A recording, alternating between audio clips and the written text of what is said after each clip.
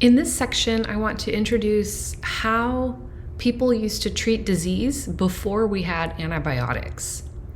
So as a review of our last section, remember that for thousands of years, people thought disease was caused by bad air, being a sinner, being poor, or being of an inferior race. And notice I put that in quotation marks because no race is inferior to another, but that was what people thought at the time.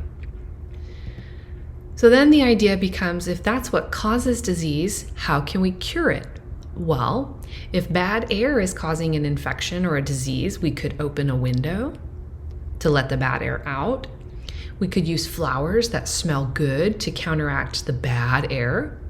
Or I think we've talked about this before, this concept of farts in a jar. And it was literally farts in a jar. If bad air is causing disease, we can use bad air to fight it. So like bad air to bad air should neutralize. For people who were poor or were sinners, what you could do was try to befriend the royals, or you could befriend clergy. And that could help if you were poor or a sinner. Now, if you thought that disease was caused by the presence of inferior races, you removed those people from your community. Now, not all of our ancient cures were that crazy. For example, the ancient Greeks would have sick people go to the spa. And that actually helps. Fresh air, good food, relaxation, right? It can't hurt. A lot of times, we know this now, that being stressed out can suppress your immune system. Being able to relax can help your immune system fight back. If you have a big wound that's infected, physicians knew that you could drain and clean a wound. They didn't know why it worked. They didn't know that it was like full of bacteria, but they knew that if they cleaned it out, it would heal up. Sometimes they even packed wounds with moldy bread or feces. So maybe not the best idea.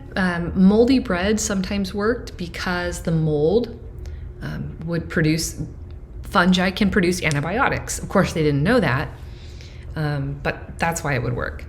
Feces, I'm really reluctant to put feces anywhere because it's full of so many bacteria. But again, the bacteria do kind of engage in warfare with one another. And so that's why it probably worked when it did. People also used herbs, ginger for nausea. We still use ginger for nausea. Clay could help with diarrhea.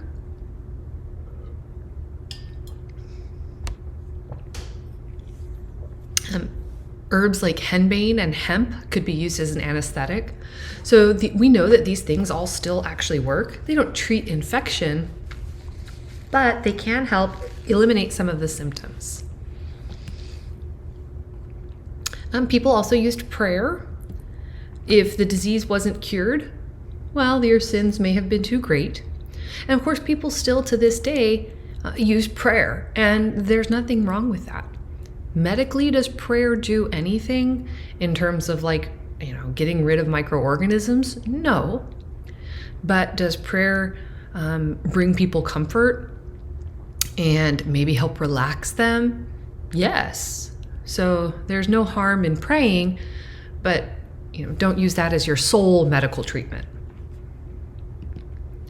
There were also some interesting cures. So trepanning is the idea that you would drill a hole in the skull to help with things like seizures or skull fractures. And many patients actually survived this surgery, and their skulls after death show healing. So they didn't die of the surgery, they died later, and their skulls had started to heal. This could, I'm not recommending it as a treatment, but what it probably worked to help was things like encephalitis and meningitis when there's swelling in the brain, to alleviate some of that pressure, which would allow the brain a chance to heal before it smashed itself against the skull. In 2000, 2 people were arrested in Utah for doing this to cure depression and chronic fatigue. People also thought that enemas were a treatment for disease. Ancient Egyptians believed that decomposition in the intestines made people sick. Enemas can work for things like constipation, so they're not all bad, but they're not also a cure-all either. So they thought that by doing an enema and removing the decomposition from the intestines, you could cure fevers, colds, etc. Greeks believed that it balanced the 4 humors. So you had like fluids in your body, they called humors. And if they were out of whack, you could get disease. So doing an enema could balance them out. Apparently the Mayans liked the immediate high. I've never done this, so I don't know that it gives you a high, but I'll take the Mayans' word for it. And physicians thought that it provided immediate benefits with no harm to the patient. What we know now is that kind of like overdoing this is not great. Your intestines, they work the way they're supposed to work. But they can be a treatment for things like constipation to help get things moving again. But please don't do things like use coffee. If you're gonna do an enema, do it because your physician recommended it, not because you saw it on social media. And King Louis the 14th had more than 2,000 of them. That is way too many. Another interesting cure was bloodletting. So if you had something wrong with your blood, get the blood out, right? Or as Shrek would say, better out than in.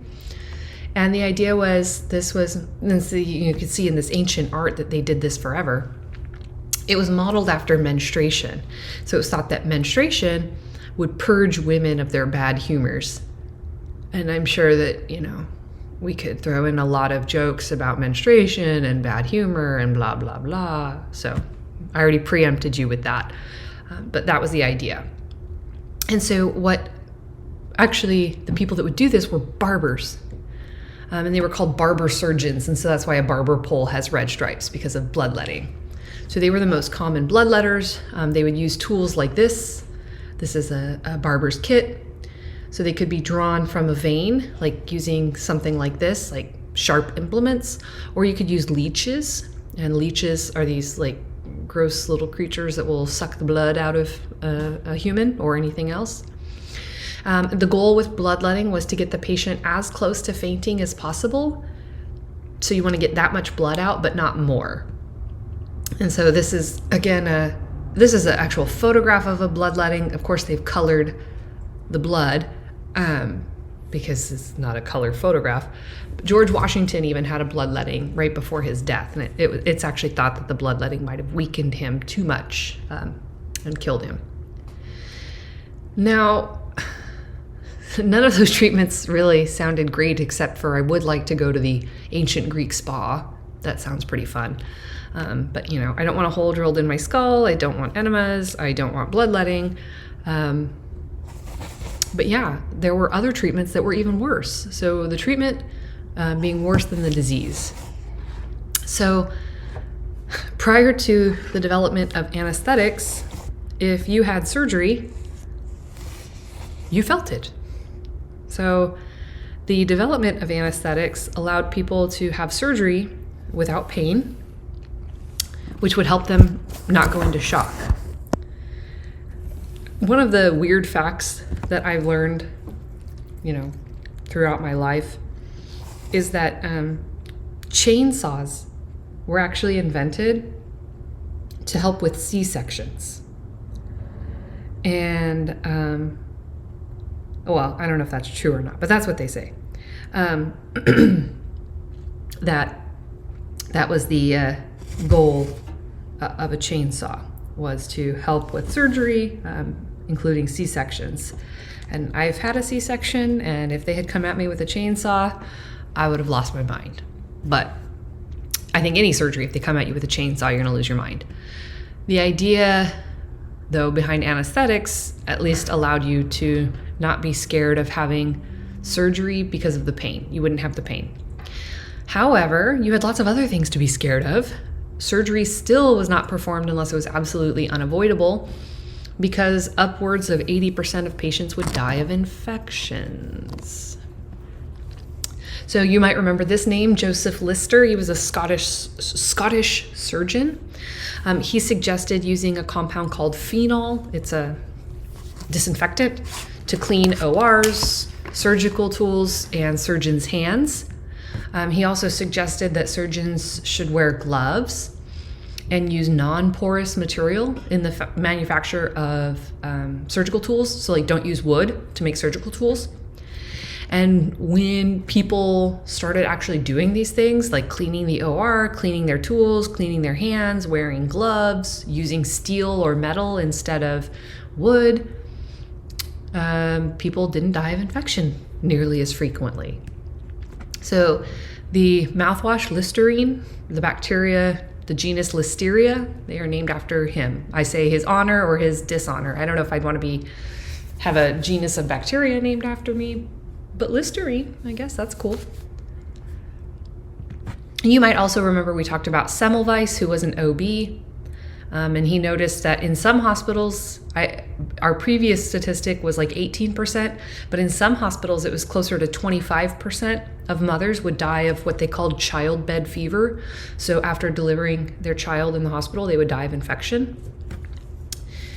When women delivered using a midwife instead, the number of people who died was dropped by 90%. So home birth had nearly zero infection. And I'm not advocating home birth. I'm just saying at the time, I would advocate home birth because otherwise you're going to get an infection and die.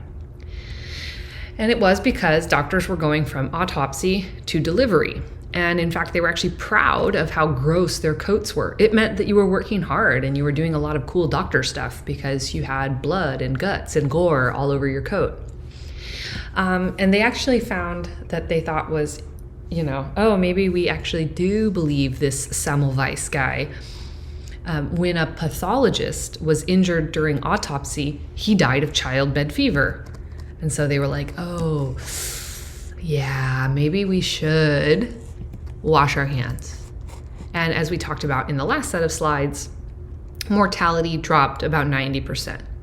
But this still didn't catch on, worldwide for an extended period of time. I mean, you're talking about, Lister in Scotland, Semmelweis in Austria. Like, why is it taking all of these people in all these different countries? Like, why is it not just like, oh yeah, hey, let me publish this paper about how great this is, and you can save your patients? Well, a lot of it was the ego of the doctors. They were very proud of the stink on their coats, but not just the ego of the doctors, but also the idea that they would have to face the fact that if hand washing prevented their patients of dying of infection, that basically because they used to not wash their hands, they killed all their patients. And psychologically, that's a hard thing to deal with. Like, oh, you mean if I had just washed my hands, all of those patients I had wouldn't have died? Like those children would still have their mothers if I had just washed my hands? That's a lot. That's heavy. So it took a while for this to catch on because, one, you were proud of your stink, but two, you didn't want to admit that you had killed your patients.